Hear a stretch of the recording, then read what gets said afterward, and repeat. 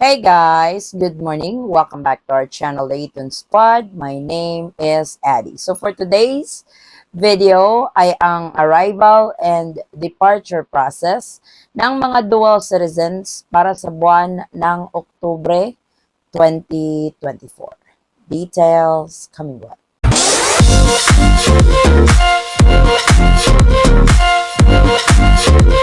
So panibagong buwan, i-update natin ang arrival and departure process ng mga dual citizens na uuwi ng Pilipinas at aalis ng Pilipinas. Pag-usapan natin yung mga travel requirements ninyo kung kayo man ay padating pa lang ng Pilipinas or paalis man. Tandaan natin na may mga kababayan tayong dual citizens na walang Philippine passport at yung gamit lang nila is yung dual citizenship certificate. As a dual citizen, hindi talaga mandatory na magkaroon ng Philippine passport, pero kailangan may dokumento kang hawak para ma-prove na ikaw ay isang dual citizen. So, simulan natin sa inyong valid passports. Yes, importante ito kapag bumabiyahe. As a dual citizen, lalong-lalo na doon sa ginagamit yung foreign passport nila kapag umuwi ng Pilipinas, yung 6 months rule po ay nag-a-apply. So, huwag kayong umuwi ng Pilipinas kung yung mga foreign passports ninyo ay less than 6 months na lang kasi hindi talaga kayo pasasakayin. As a dual citizen, kung meron naman kayong Philippine passport, yung valid Philippine passport ha, ito yung after nyong mag-oath as a dual citizen at nag-apply kayo ng panibagong Philippine passport. So, kung may Philippine passport kayo, mas, I think, hassle-free. Hindi ko naman sinasabi na kung foreign passport ka at dual citizen ka, medyo gigipitin ka sa iyong arrival process. Hindi naman ganun. Pero pansin ko lang, mas smooth ang process kung yung dalawang passport yung ipapakita mo. Kasi ganun yung sa akin kapag bumabiyahe. Pero ikaw ba kabayan? Alin ang mas madali sa'yo kung yung may dalawa kang pasaporte or yung foreign passport lang at may dual citizenship certificate ka?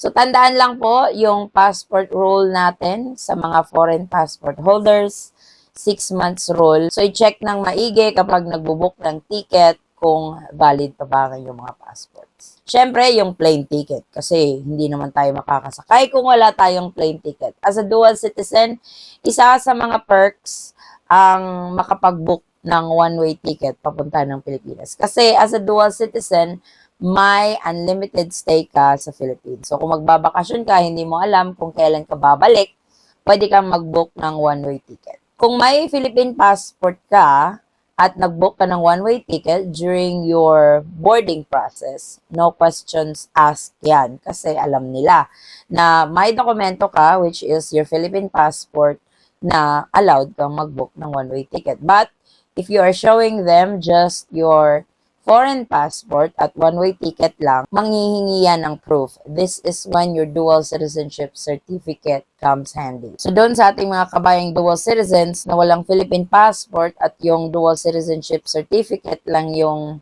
dala ninyo, wag na wag niyo po yung kalimutan kapag nagbabiyahe kayo. Some would ask if copies are allowed.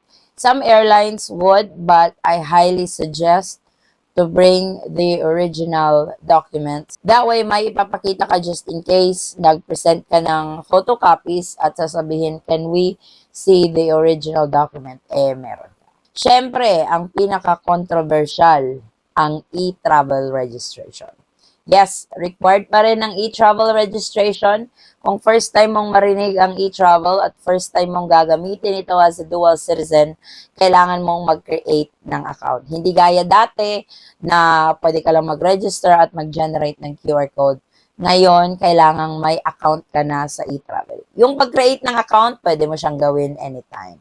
Kahit malayo pa yung biyahe mo, pwede. Pero doon sa pag-register at mag-generate ng QR code, mag-login ka 3 days before you depart para makapag-rehistro. I highly suggest na mag-register ahead of time para hindi ka ma-hassle, hindi ka kakara-kara doon sa airport na wala ka palang e-travel. Lalong-lalo na doon sa mga first time nagagamit kasi ang dami nating nare-receive na feedback doon sa mga subscribers natin nung umuwi sila ng Pilipinas at may kasabayang kabayan na walang e-travel, pinapalis daw talaga sa linya at kailangang mag-register. So kapag first time mo, kailangan mo mag-create, kailangan mo mag-register, doble yung trabaho mo. Kaya mas maigi gawin nyo siya ng mas maaga para ready to fly ka na papuntang Pilipinas. Doon naman sa mga dual citizens, kapag kayo ay paalis ng Pilipinas, departure from the Philippines, kung hindi nyo naman gamit yung inyong mga Philippine passport during departure, hindi na siya required para mag-register sa e-travel. Doon lang sa mga dual citizens na kapag umalis sila ng Pilipinas, gamit-gamit pa rin yung mga foreign passport nila at the same time yung Philippine passport, required po kayo mag-register sa e-travel. Kasi ang e-travel during departure from the Philippines ay required sa mga Philippine passport holders also. Kung kasama nyo naman ang inyong mga foreign spouse and foreign kids as a dual citizen, pwede silang maka-avail ng balikbayan privilege. You as a dual citizen, ikaw, want to sawa yung stay mo sa Pilipinas. Kasi yung tatak lang ng pasaporte mo is yung arrival date. Doon naman sa foreign spouse mo and foreign kids, for as long as you guys are traveling together, at the same time, you guys will be processed together during your immigration, magagrant yan sila ng balikbayan privilege. Kailangan lang may ipakita kang proof of affiliation. Kung kasama si foreign spouse, yung marriage certificate. Kung kasama naman ang mga foreign kids, yung birth certificate nila. At mabibigyan sila ng 1-year visa upon arrival into the Philippines. Libre po yon, wala po yung bayad. So, especially doon sa mga dual citizens na nagfo-for good na sa Pilipinas, kayo, pwede kayong magstay hanggang kailan nyo gusto.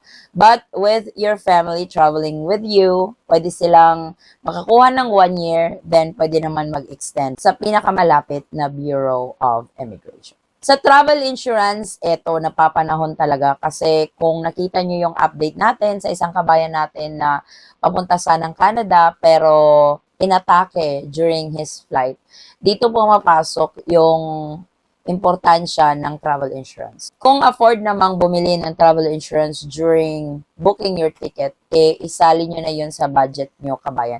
Kasi most airlines, kapag nagbubook ka ng ticket, nag-o-offer talaga ng travel insurance. But if you have other companies that you've been working or you've been using for a long time and it works for you, then just continue using it.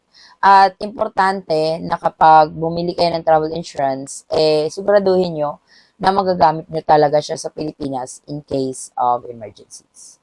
Ito, may ilan-ilan pa rin tayong kabayan na nagtatanong kung yung mga unvaccinated ba, allowed na bang pumasok sa Pilipinas? Yes, matagal na po. Matagal na po kasi itong na-lift na travel restriction. So, dun sa mga unvaccinated, pwedeng-pwede na kayong bumiyahe sa Pilipinas. Hindi na po sila nagre-require ng RT-PCR test or antigen. Wala na po yun. Yung quarantine, wala na. Those were the days. So, you guys can travel to the Philippines freely. For exit clearance, eto, natatanong din to sa atin. As a dual citizen, hindi ka po required na mag-secure ng exit clearance. Kasi nga, pwede kang magstay sa Philippines for as long as you want. Hindi kagaya ng mga other categories na foreign nationals, na foreign passport, kailangan mag-secure sila ng exit clearance. Kasi you, as a dual citizen, Filipino citizen ka. You have the privilege and the benefit as a Filipino citizen to stay in the Philippines indefinitely. So, hindi required ang exit clearance para sa mga dual citizens. Travel tax, yes. Magre-require ang travel tax kung yung stay nyo sa Philippines is more than 1 year. Kung less than 1 year naman, kung bakasyon lang, 3 months, 2 months, hindi talaga umabot ng 1 taon, wala, hindi ka po magbabayad ng travel tax. So, ito na lang po ang inyong mga travel requirements, kabayan, kapag uuwi ka ng Pilipinas as a dual citizen para sa buwan ng Oktubre or paalis ka man ng Pilipinas para sa buwan na ito. At doon naman sa ating mga kababayang dual citizens na kakauwi lang or kakaalis lang ng Pilipinas, kung maaari nyo pong i-share ang inyong experience, ano-ano pa ba ang mga hinahanap sa inyo aside doon sa ating mga nabanggit or may hindi ba hinanap, kung maaari nyo pong i-comment yan sa video ito, I would really appreciate it, guys.